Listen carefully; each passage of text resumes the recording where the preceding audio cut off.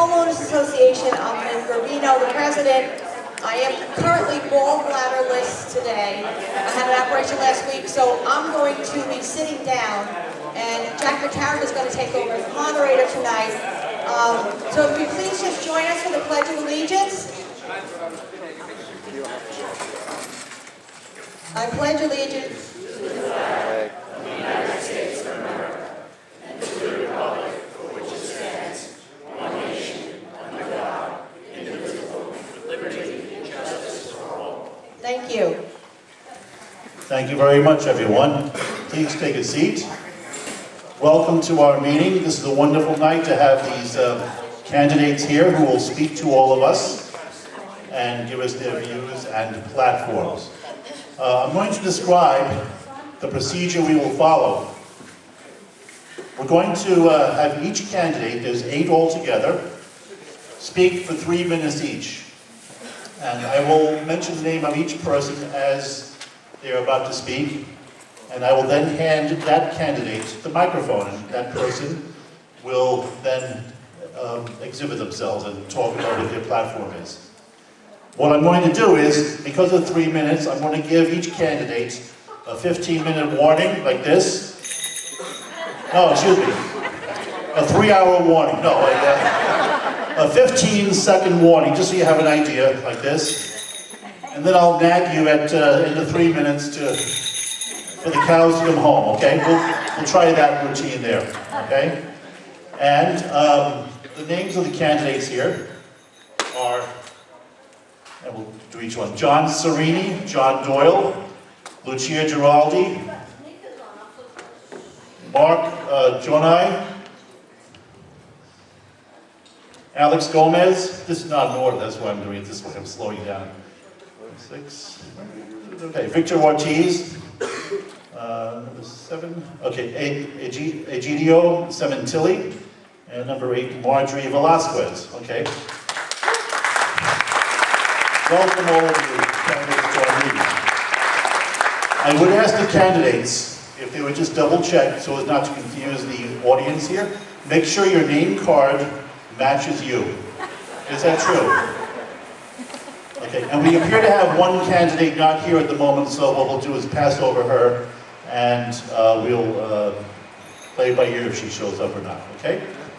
So Lynn, also, all the candidates will speak. No questions during that period. Then when all have spoken and presented themselves, we will open up the questions to the audience for the candidates here. And what you can do, you can ask a specific candidate or all the candidates. And because of the crowd here tonight, we will try to make sure that your question is heard by everyone here. Okay, so just bear with us on that and we'll see how it works out. Okay, Lynn, are we ready? Ready. Okay. Our first candidate tonight is John Serini. John, welcome. Thank you. Thank you everyone for coming out. Thank you to the Throggs Homeowners Association and to all the fellow candidates. This is a great thing that is getting done in our community. I am John Serini. I am a father of 4, resident of Throggs Neck my entire life, born and raised. Moved to Pelham Bay 23 years ago when I got married. When I was younger, my father was an accountant. I wanted to follow in his footsteps. I became an accountant, took over the family business, and I currently have a tax office on East Tremont called Bronx Taxman. Some of you might have seen the advertising that we do. A couple of years ago, it became evident that I felt some of the local elected officials were not paying attention to the needs of the community, and it became time that somebody did something, and I decided at that time that I would run. I am going to run on my platform, which we've handed out, a lot of things that are affecting all of us, because let's face it, we're in this together, just like my motto says. You know, we have an issue with our schools. Our schools are overcrowded. We have an issue with our police. We don't have enough. We only have 397 police officers for our entire 2 precincts. Our community is being overcrowded, overdeveloped. We're being crushed. We can't find parking. Our kids have no place to go to school. We are losing our sunlight. Buildings are being built so tall. Now they're building a 10-story building right near the end of the 6th train station, 3250 Westchester. These are issues that we all have. we all need to be addressed. And I hope that if you guys want to learn more about me, please feel free to check out my website, serene2017.com, or you can give me a call. My cell phone is on all the literature that you guys have tonight. I am very excited to be the Republican, and I have the conservative endorsement. I also have the endorsement of a party called the Reform Party, started by Robert Astorino, who ran for governor. Excuse me. And I hope that we all get a good education tonight. Thank you very much. Thank you very much, John. I forgot to mention before, just in case you're wondering, that we decided that we would have the candidates speak in alphabetical order of their last name, just so you know that. We felt that would be the fairest. Thank you, John. Now I'd like to introduce to you John Doyle.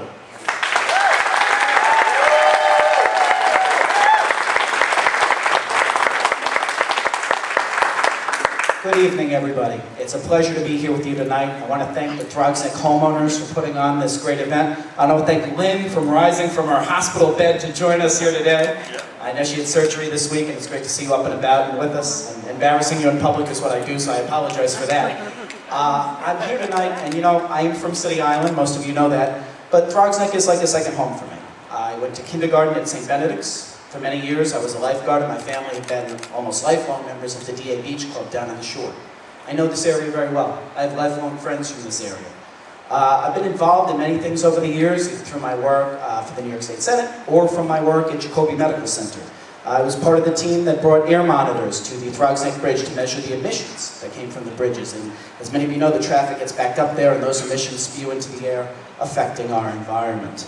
I was involved in cleaning up dozens of foreclosed properties in our area. Throggs Neck was hard hit by the foreclosure crisis. And many of you would call on me, Lynn, Rob, whomever, Rocco was a frequent one, when there was a foreclosed property. And I would hop on the phone with the lending institution. I can be persistent, I can be a pest. I'm not trying to be either tonight. But I could get it done, and I could get the banks to maintain those properties. And finally, as is always a concern in Throggs Neck, transportation issues. And as you know, I fought for the renovation of Exit 9, and I know we have more to do. We're going to touch on many issues here tonight, issues that are near and dear to all of us, and issues that matter to all of you. I know one issue that I've seen, and it's been brought to my attention a lot in the last few days, has been the planned closing of the Throggs Neck Clipper, a neighborhood establishment. I've recently been endorsed by the Small Business Congress because I will fight for the Small Business Survival Act to give restaurants like the Clipper the opportunity for a 10-year lease.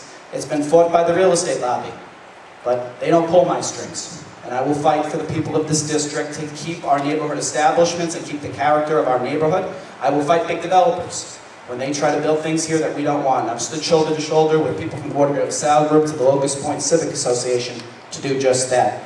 And finally, I was the first candidate to put out a plan on the opioid crisis, because I think this is something that is robbing the next generation. I come from that generation. I know people who are personally afflicted. We have to do more in terms of outreach, in terms of education. Law enforcement is, of course, a component, but we have to provide help to those in need. I come from a public health background. As many of you know, I work at Jacoby. I want to help those who are afflicted get better. There are so many issues to touch on tonight.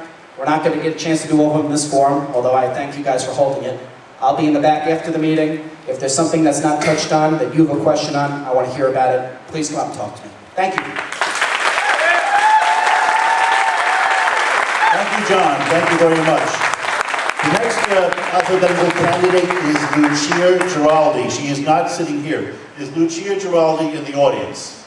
Okay. Oh, Lucia, you want to come up? Oh, she got to make a grand entrance. Don't be bashful, okay?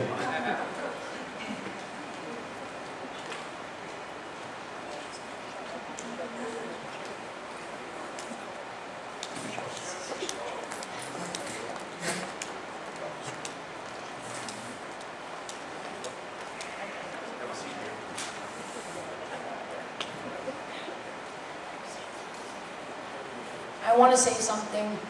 I really wanted to do this, but I've decided not to. Why? Because somebody called me. A very important person that I admired very highly and I helped has called me.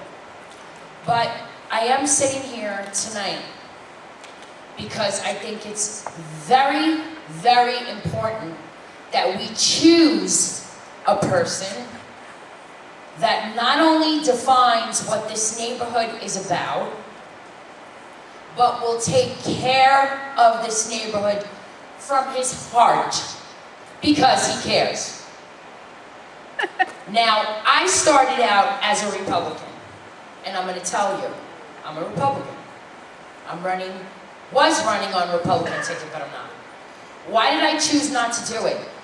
It has nothing to do with any of these gentlemen. I think they're all nice people, the ones I know. The ones I don't know, sorry, I don't know you. But no harm, no foul. I helped 3 Democrats and 3 Republicans in the past, 6 campaigns. Rudy Giuliani, Mark Jonine, Guy Villela, all great people. Individuals that had the heart for the neighborhood. That's why I helped them. I helped Espelot, he's in Wrangell's seat now. I helped somebody in Washington Heights, I don't remember his name because it was the first one and I apologize, but I'm sure he got his spot too.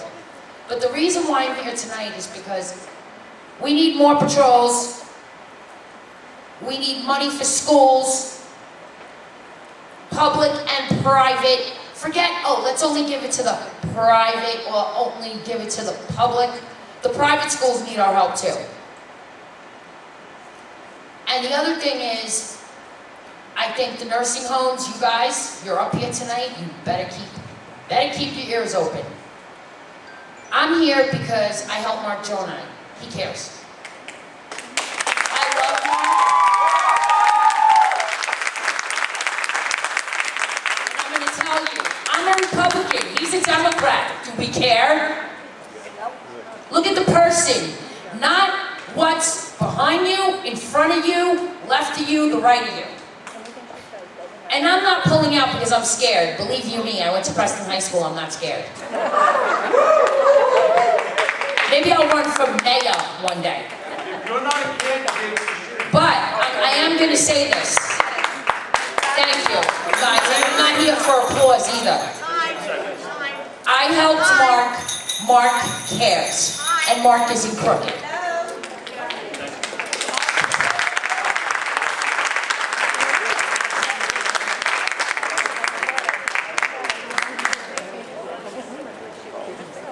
Thank you very much, Lucia. Our next candidate to speak, he's standing right now next to me here, is Mark Jonine.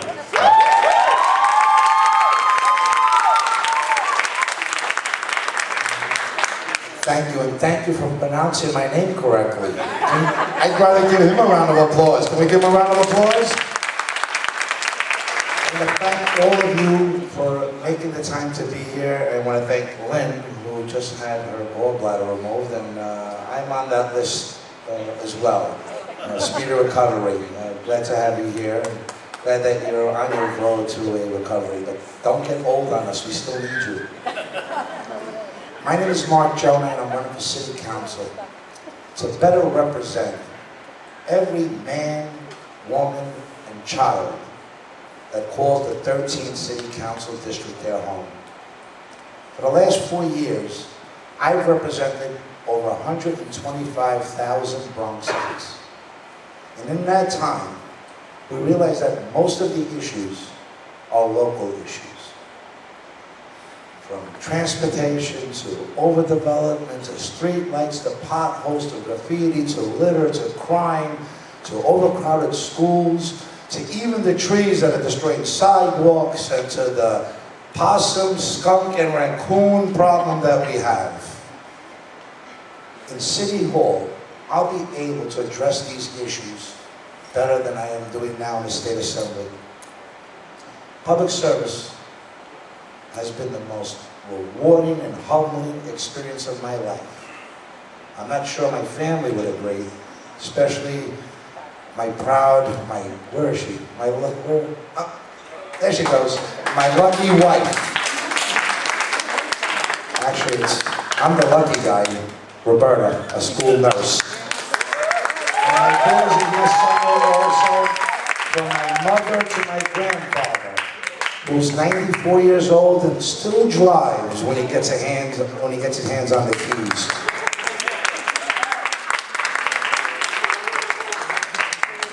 From City Hall, I'll be able to address these issues for our communities. I'll be more available, and because of the legislative experience that I have and the business experience, I'll be able to bring results to the table. We have a lot of pain and suffering out there, folks. I've gone into public service for the right reason. My heart's there. We've done a tremendous amount to be here. I'll continue to fight for each and every one of you. My record shows my commitment. My strong work ethic shows my dedication to the constituents that I've served, and the communities that I represented, and all of you that are here tonight. I promise you, a vote for me on September 12th is a vote that you will be proud of. Vote for the name that you can't pronounce. Vote Jonah because he cares.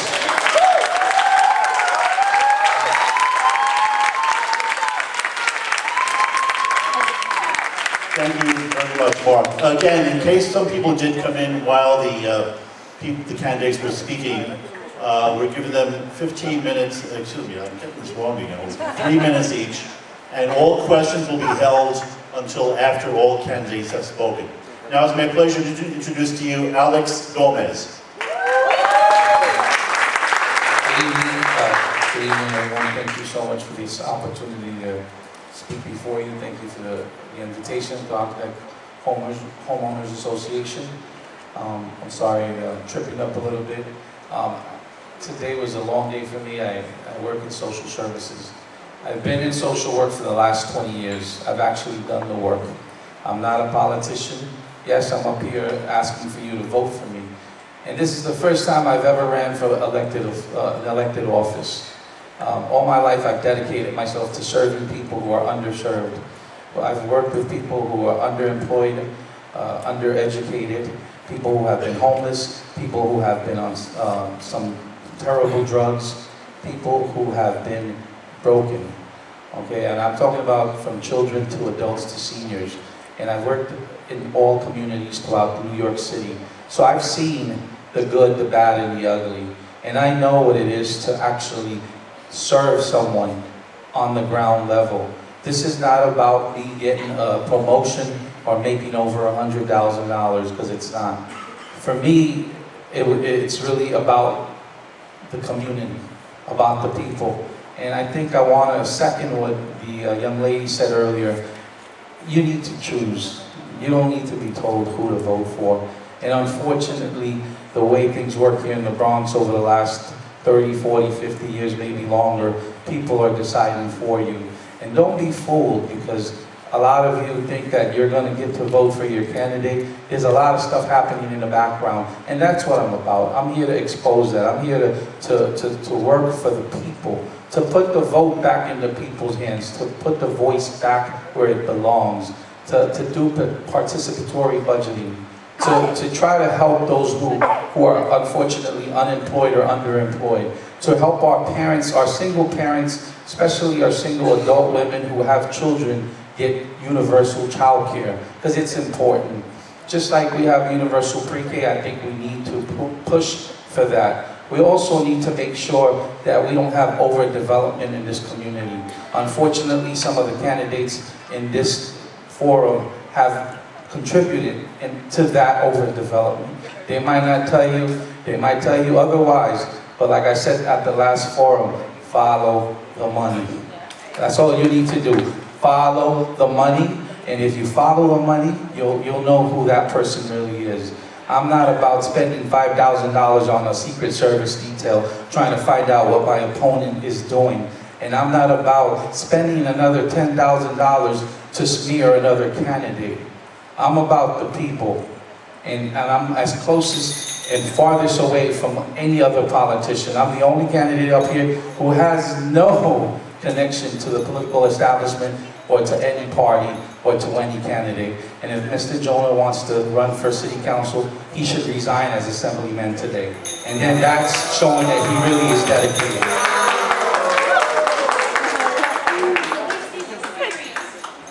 Thank you very much. Thank you so far for being a great audience and watching us here. As we go down, as I said, we're going alphabetically. I've heard said many years ago, Lynn, that people whose names begin with letters at the end of the alphabet tend to have ulcers more than anybody else because they wait so long. Is that true? Would you say no? Okay. So I'd like to introduce our next candidate is Mr. Victor Ortiz. Hello, everybody. My name is Victor Ortiz. I'm running for the 13th district. And I want you to keep a question in the back of your mind. As a teacher, it's a very important thing to do when you're teaching a class, to start off with the question. Because at the end of the lesson, you want to make sure that the person who's being taught understands the nature of the question and why the question was posed.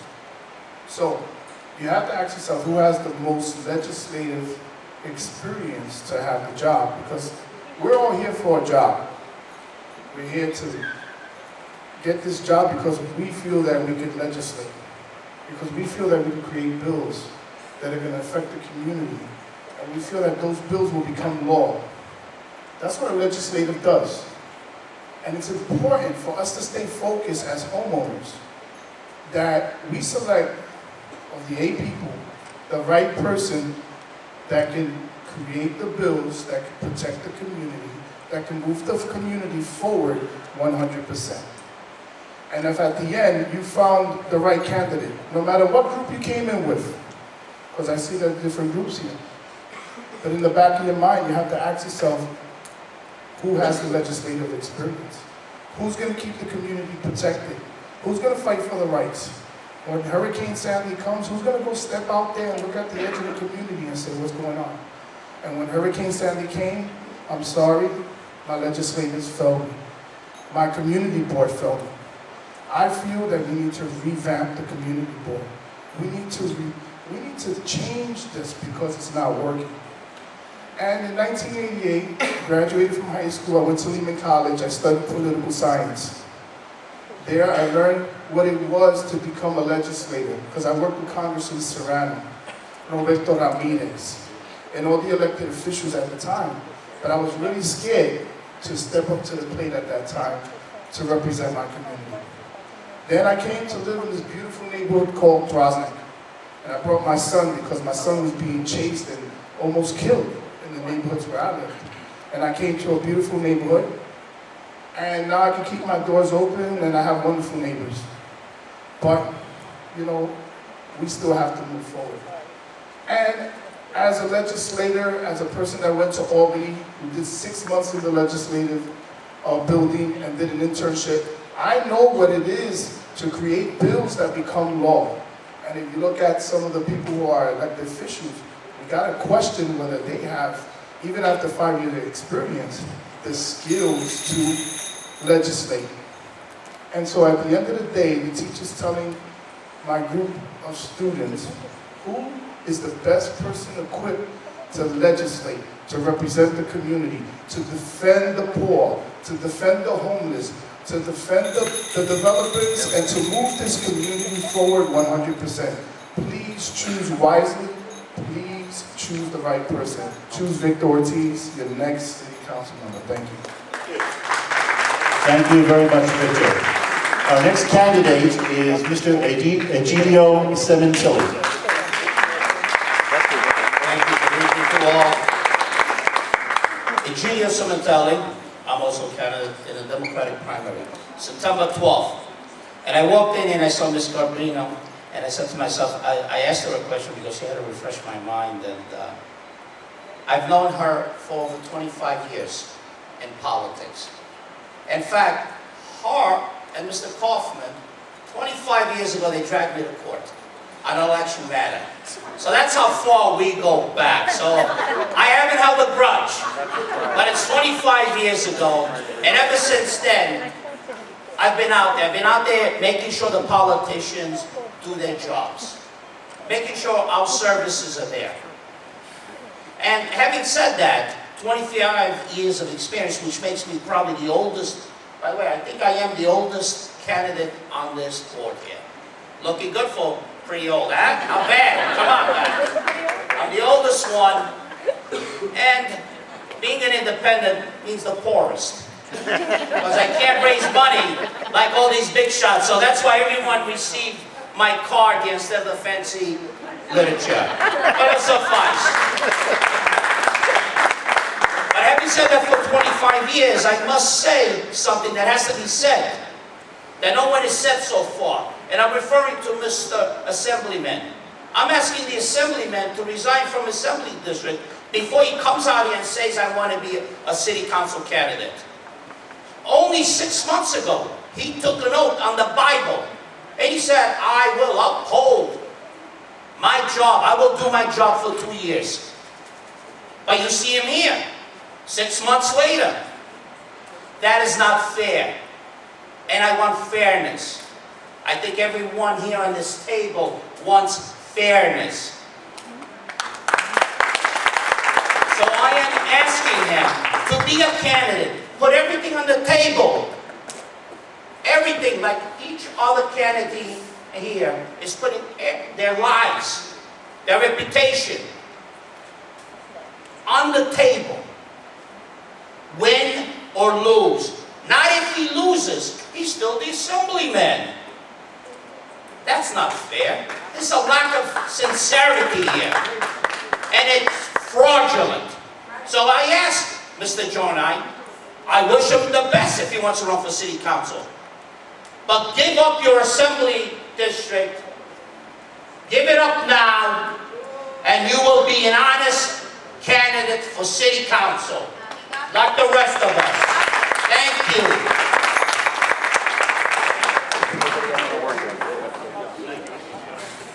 Thank you, sir.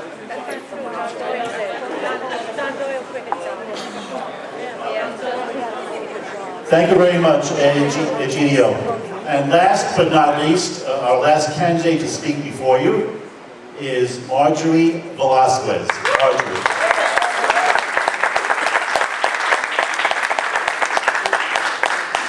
Good evening, everyone. First of all, thank you, Lynn, and the Throggs Homeowners Association for hosting this lovely event. Also, I am a proud Throggs homeowner and a member of this organization, so I am looking forward to continuing in September. So, for you guys that don't know me, my name is Marjorie Velasquez, and I am a proud Democrat running for City Council here in District 13, and is currently held by Councilmember Jimmy Vaca, who has been serving as our council member for almost 12 years. In a public capacity before that, district manager 26 years. So this man has dedicated his whole entire life, or actually my entire life, to public office and service. And those are big shoes that we have to fill. Whomever of us will win. But we look forward to moving on together. And why do I say we? Because I have been fortunate enough to earn his endorsement, as well as Councilmember Richie Torres, Borough President Gail Brewer, 9 City Council women, CWA, and various community groups and labor. And why? What brings this all together for me? None of this could ever happen if it weren't for my parents. See, they came here. Actually, my dad moved into Morris Park when he first moved here in the 1970s to fight and to give me and my siblings a life that they couldn't have in Puerto Rico.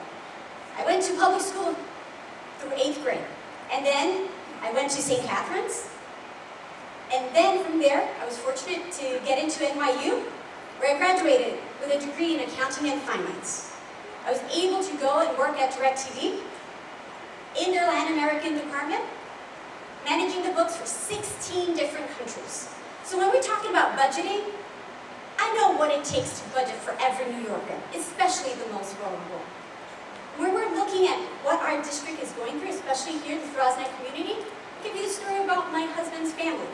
Most of you know my husband, Jeff Lynch, in the background. Wave, babe. And you probably went to his mom's store. It was Feathers Boutique right there on East Tremont, and barely dressed. But unfortunately, it was forced to close. Why? We've got these malls.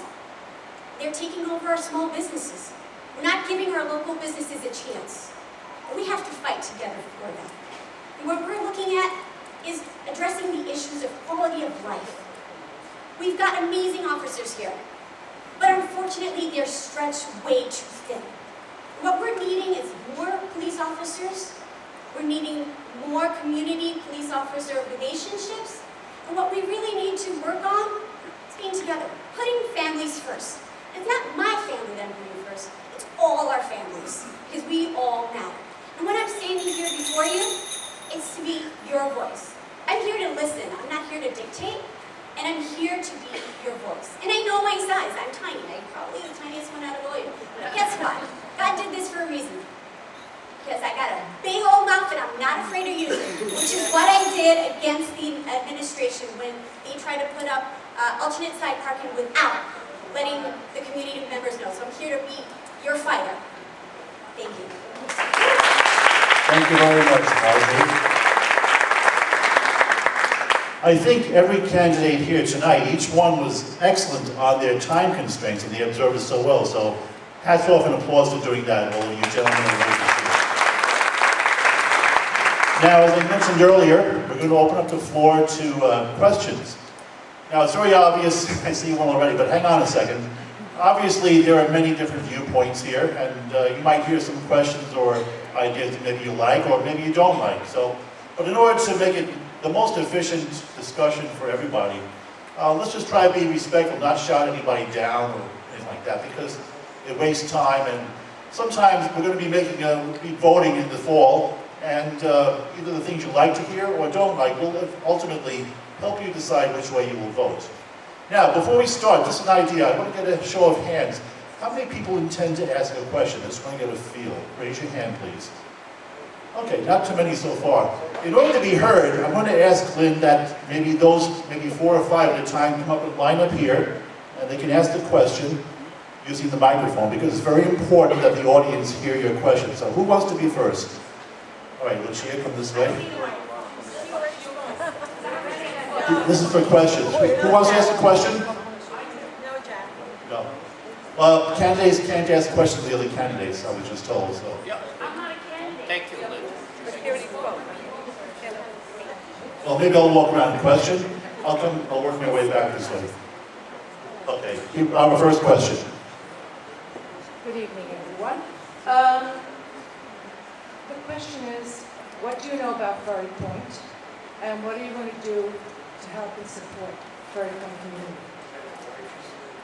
Do you direct the question to a specific candidate? No, anyone of them. Okay, we'll start As a matter of left fact, to all of right. them. That's your question, right? Yes. Did everyone hear the question? No.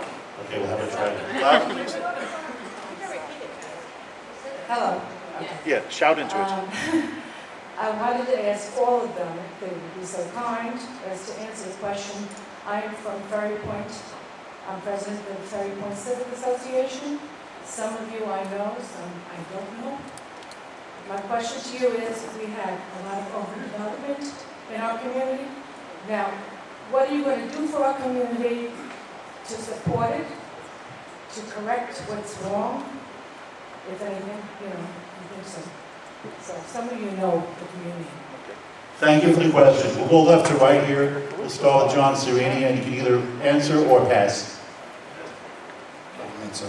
So, one of the biggest issues that I have is overdevelopment on my platform, and I definitely believe that what they've done to you, bringing the Target Mall there, not only killed small business on East Tremont, it put a lot of small businesses out of business, but it also brought more congestion to your community. A lot of people don't even realize that there's a homeowner association down there, and I know that you do a tough job to get the word out, and I applaud you for that. But I think that the homeowners down there deserve more respect. You guys have to deal with the broken streets from all the trucks, the parking of the trucks, and I know that recently the police department has been trying to help get rid of those trucks, but I'm sure regardless, the trucks continuously park there, laying idle, giving you guys exhaust. You already have the bridge and the noise and the backup every time there's traffic on the weekends, I'm sure. So definitely, Ferry Point deserves to be respected more than it currently is. So one of the things that I am fighting is the overdevelopment. I have no contractors, developers that are saying to me, John, I'll give you X amount of dollars if you stand behind what we do. I don't think that's the right way to run a campaign. I am going against developers in killing our community. no matter where the building is, whether it's Ferry Point, Throggs Neck, Locust Point, City Island, Allenton Avenue, we need to have less development, less congestion, less pollution, and better living for the people of your area. Thank you, John. I'm sorry I didn't mention to the candidates, we're going to limit the question to 1 minute. It may not be enough time to answer the thing quickly, but for the, in view of the time involved, we'll go for 1 minute each person, okay? Thank you, John. Thank you for the question, Joanne. And the first thing I'm going to do, if I'm fortunate to be your city council person, is sit down and have a meeting with you. Because for me, the neighborhood comes first. And our civic groups in particular have been on the forefront of so much to protect the quality of life of our community, and I know you do it quite well. As you know, you and I worked together to try to bring alternate site parking to Ferry Point a couple of years back. Unfortunately, thwarted by district manager who didn't listen to us. I'm glad he's not there anymore. I also think that when Pepsi came in, I arranged for you to have a sit-down with Pepsi, so they got to know who the leaders are in the community, know who you are, know what you're about, and again, know what the problems are in the community. You're more of an expert on your block than I could ever be. So the question is getting the right people into the room and listening. Doing twice as much listening than you do talking. Tonight's probably not the best example of that for me, but overall I think I try to conduct myself that way. Finally, again, protecting your quality of life. I worked with Annie and others when there was a sex offender that moved into the Capri Lounge who, again, had a violent crime against children. We made sure we got that out in the media. That person was relocated. And that's what I would do. Thank you. Thank you, John. Mark? Great question, Joanne, and you have a unique neighborhood that you have represented and fought for a long time. I'm grateful to you, and many people here are, and those people that live in that area are also grateful to you. Overdevelopment, quality of life, you will have issues that impact very people, including the Capri Hotel. That should have never occurred. But I do commend the people in this room that when the Capri Hotel came into place for homelessness, the people in this room gathered and collected and donated to make sure that they got the service they needed. It should have never been built. We could have used that property much more efficiently to complement the neighborhood and the community that you live in. I promise you, when I become your city councilman, you won't have those tractor trailers parked there overnight. I personally will be out there with you. Thank you, Mark. Alex? Good evening, Joan. I apologize for what's happened to you over the last 20 years, specifically over the last 12 years. The community board, the elected officials, those are the people who you need to hold accountable. And those are the ones who actually are to blame for the overdevelopment and for the traffic and for selling out your space, your surrounding, your neighborhood to the big dollars.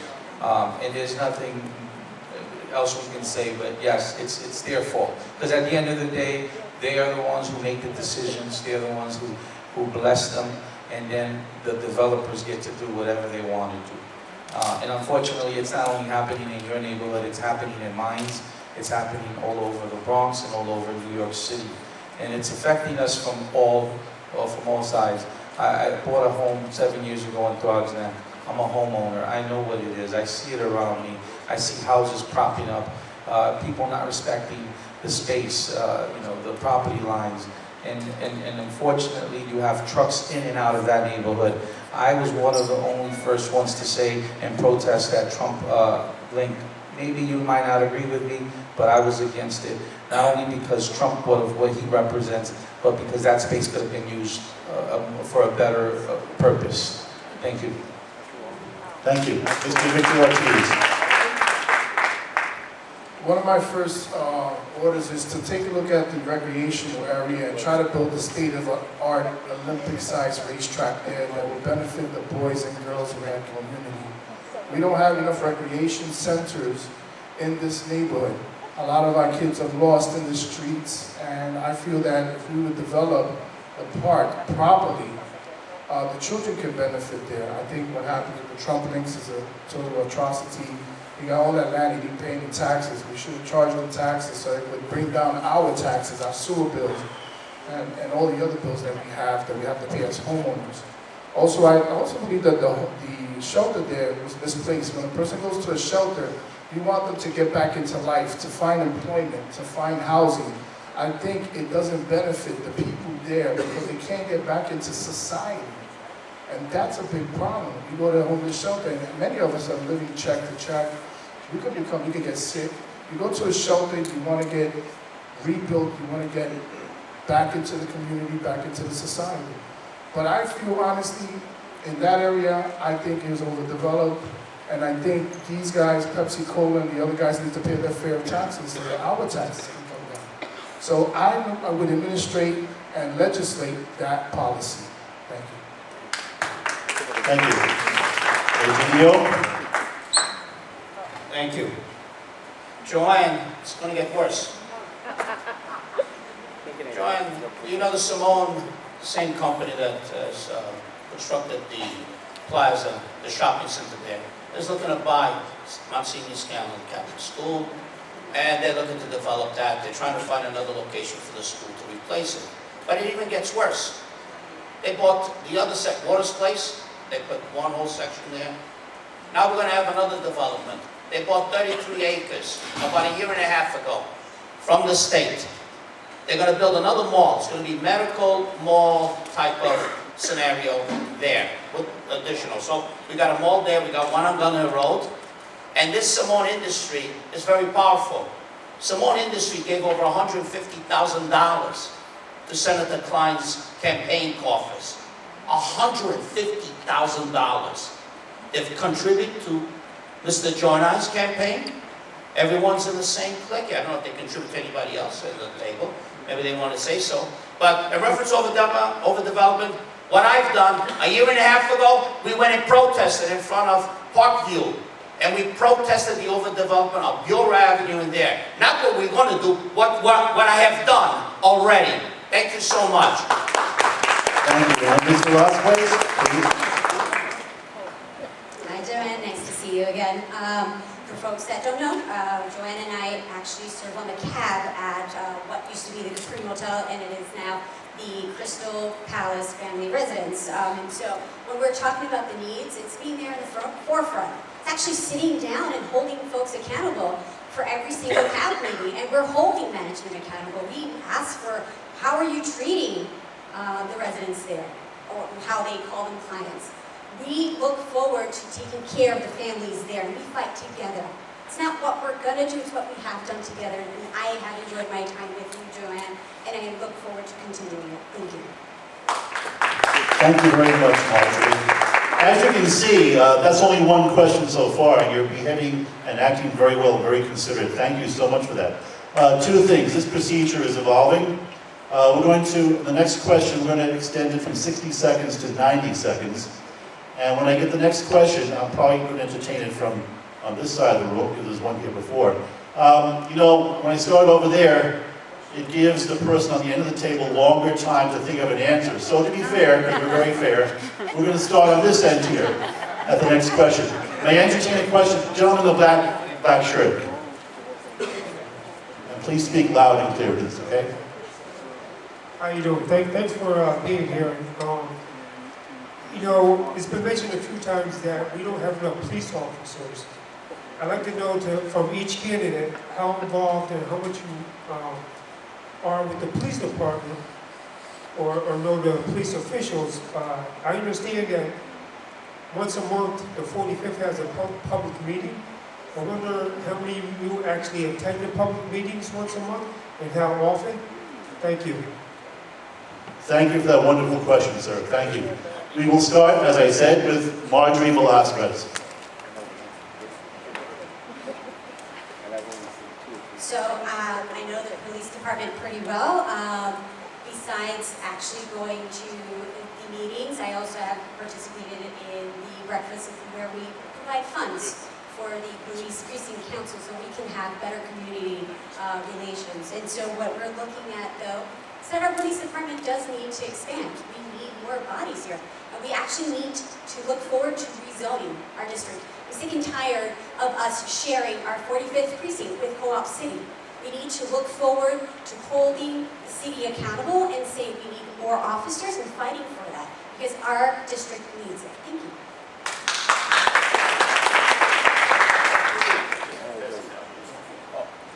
Very good, only 37 seconds, thank you. So, Of course I want to answer it. I'm glad Ms. Vasquez has touched on Co-op City. I asked Captain Ria, the prior former captain of the 45th Precinct, at a meeting, at a precinct council meeting, to have a subdivision and to subdivide the district and have Co-op City and so on. She said it was outside her pay scale. That's fine, but it's not outside the next councilman. And I raised it before, I'm going to raise it again. If I'm elected, Co-op City will make a big difference by having a substation there. We'll have more patrol officers and cars in our areas. And in addition to that, please remember something. It's your councilman. Why we do not have enough police officers in our precinct? At the end of the day, it's the budget. The budget is approved by your councilman. Your councilman approves how many police officers are spread out. So I find there's some irony when I see it in front of the Bronx Times saying Vaca's fighting for more cops, but we don't have any more cops. It doesn't make sense. The budget is passed by the city council. Whoever you elect, let's hope the person has a mouth to stand up and to speak up for your community. That's the only solution. Very simple. You need a councilman that has enough courage to stand up to City Hall. Thank you.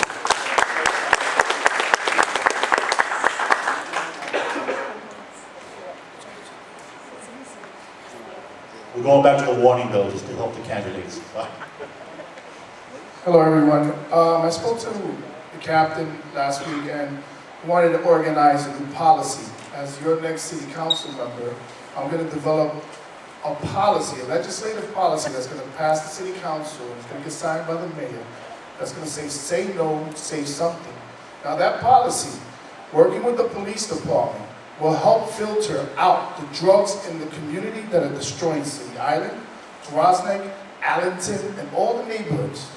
We need to work closer, we need to have a better relationship with the police department, and they can do their job more effective. I don't think any of the panel here is writing any thinking of legislation that's going to affect the community.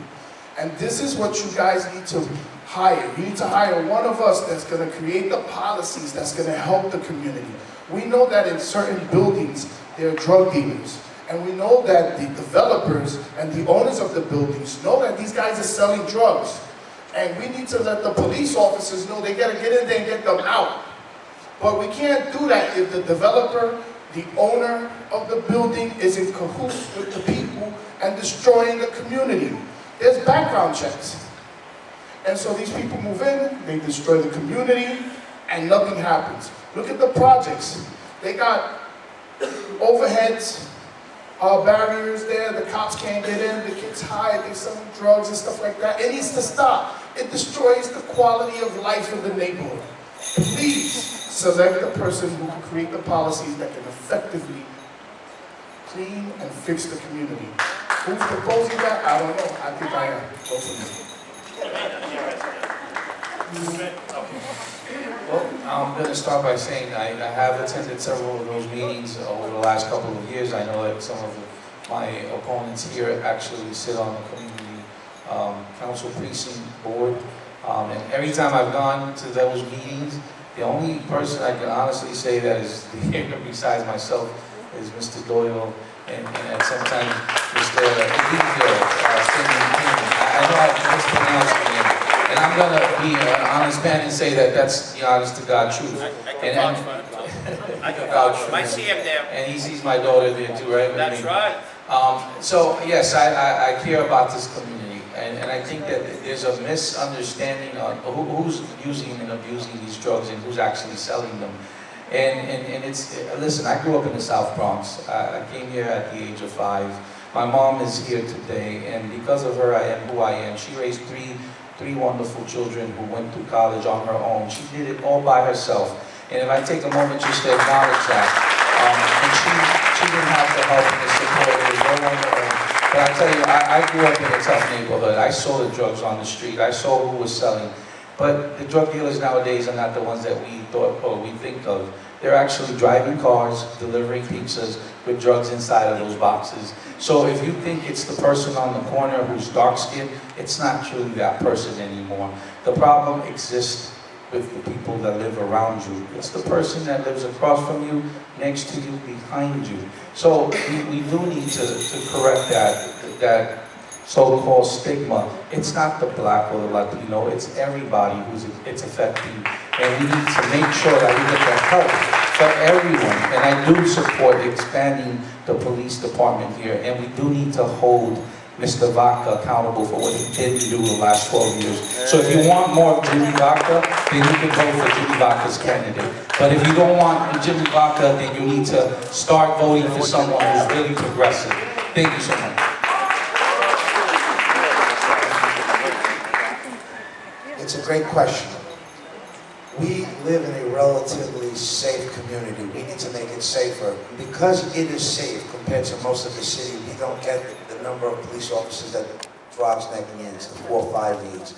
Geographically, it covers the largest precinct territory in the city, and they don't have the manpower. I've spoken to Commander Nick Noonan, who's the Bronx Borough Commander, about this issue. He already knows my ask, and that is to bring the drug module back, make sure that we have additional officers at the 4-5, do what I helped do at the 4-9 precinct, and that is bring in a bike patrol, one of very few precincts in New York City that has one. We have it at the 4-9. I promise you, when I get elected, you'll have one at the 4-5, and I'll bring back that drug module. And I don't overpromise things. I keep my word. They already know, and I'll be fighting for you for the least expected years.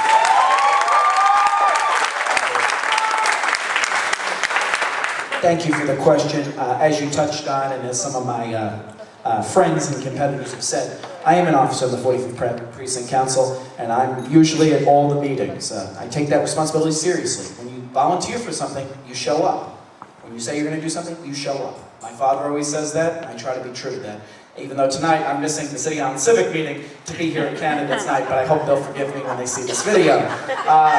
As some of my colleagues have touched on here tonight, first off, Cope City has peace officers, so they are there, but we are the second largest precinct in the city of New York. And as you know, I've been at the leader of forefront of quality of life related crimes and things of that nature. I remember when I went down with Annie for Pompeii related matters. People said, only 4 patrol cars for the entire 45th precinct. There are 6 neighborhoods. It's the second largest precinct. We are critically understaffed.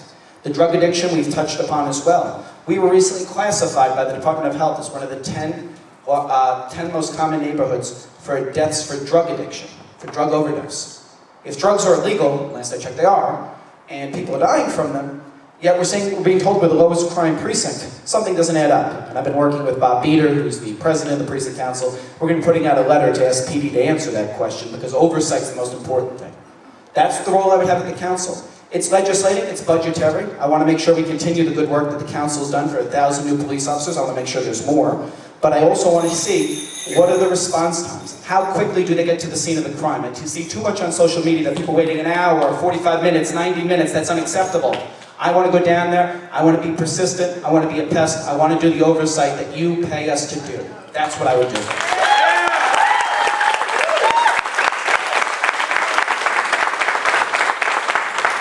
So, about 15 years ago, I started working with the community as the Merchant Association leader, and I can say that during that time, I've dealt with the 45th Precinct in various aspects, and today I can say that we have Officer John Serrata and Anne Marie Morrison, who work very closely with us on a lot of issues.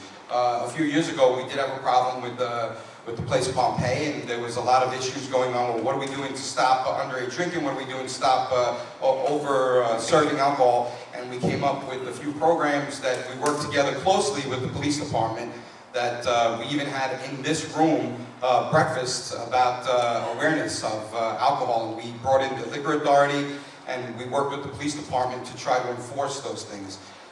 We currently only have 175 police officers in the 45th Precinct, so it's definitely understaffed. If on an 8-hour shift, if you have people that are out sick, people that are on vacation, people that are serving at the desk, you know, we basically probably have about 30 to 40 people working the precinct at any given time. It's definitely understaffed. We need to get more police. I'm sick and tired of hearing that we are one of the safest communities in the neighborhood or in the city, and that we don't deserve to have more cops. We don't need more cops. When you do a good job, your job, they give you a raise. They don't take away your salary, they give you a raise. We need to get more police, and we need the city council and all the rest of the legislation to realize that this community deserves it. We pay some of the highest taxes in the city of New York, and it's time that they do that for us. You know, the 45th precinct comes to my office very often. I'm one of the few people on Tremont that have cameras all over my store, and I help solve many, many crimes in the community because they run by my store, and I'll clip it for them and put it together for them. But we do need more police in the 45th, yes.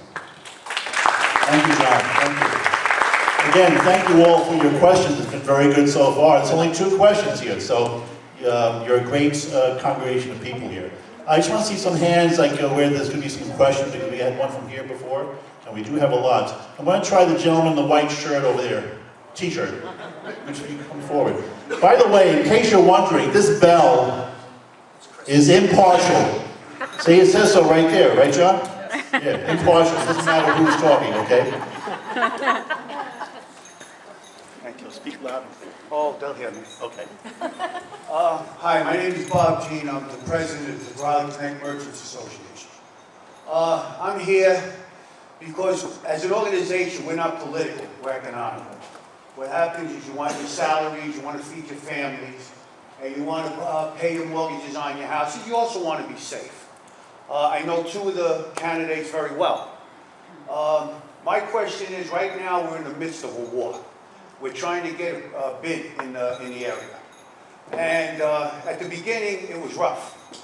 And in the last 2 weeks, we've turned the tide, and we've gotten maybe 30, 35% no's back to yeses. And the reason being is because they were misinformed before, and they're being told the truth. A lot of people are scared of change. They really are. Sometimes they're afraid of going into their pockets a little bit. But the thing with the bid is the money stays here in this area. It doesn't go to build a bridge in Buffalo or a highway up in Schenectady or something. It stays here in Throggs Neck. My question to the candidates is, what can you do to help us get this bid passed so we can make this community better? When I first came to this area, I drove from the Bruckner to Miles Avenue. That was about 30 years ago. There was 1 vacant store. I drove it in January when I took office as president. As of today, we have 28 vacant stores. There's logic here. There's reasoning that we have to have. And I want to make sure that the person that's up there, that's going to be our city council person, knows what they're doing to help the community, the renters, the property owners, and the merchants, you know, have a secure future. Thank you. Thank you very much for that great question. Are you sure you're not running yourself for council? No. Okay, for this round of answers, I'm going to just pick the gentleman and lady randomly. Is that okay? Okay. So.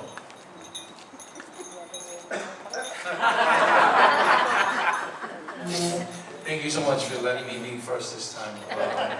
Ladies first. I worked with a bid before. I've actually worked with a bid in one of my, several of my capacities. One here in the Bronx, one in Brooklyn. So I understand the need for it. I had a contract with the Small Business Services, which is the department in New York City that runs or funds these bids and allocates money towards it. Again, I will go back to what I said earlier today. Let's hold the elected officials accountable. It's them who actually have not allowed for a bid to be here in Throggs Neck. And why are these stores vacant? Well, obviously there's no support for small businesses. If we want small businesses to thrive, we need to have someone who's an elected official who serves the people, not the people serving the elected official. So we need to make sure that we hold whoever takes this position to make sure that they know, one, what it is that it takes to run a small business and what your concerns are as a small business owner. I support it, I would back it, and I would make sure that I would do everything that's possible to make sure that there's a bid in Throggs Neck. Thank you.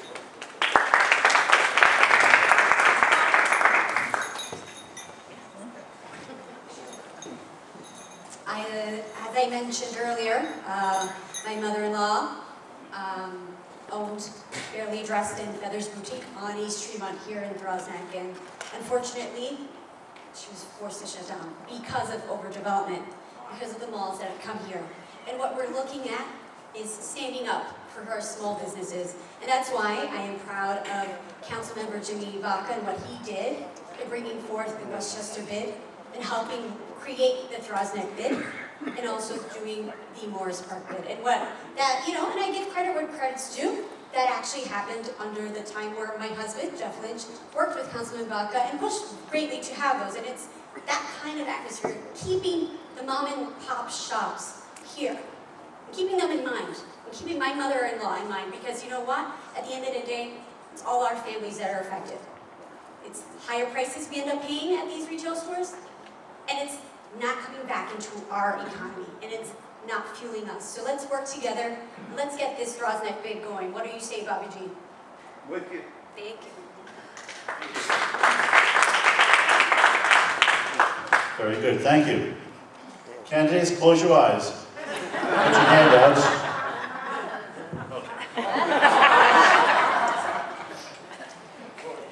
So we need to hold our elected officials accountable to say that not only are they encouraging it, not only are they endorsing it, but they're going out door to door to talk about it.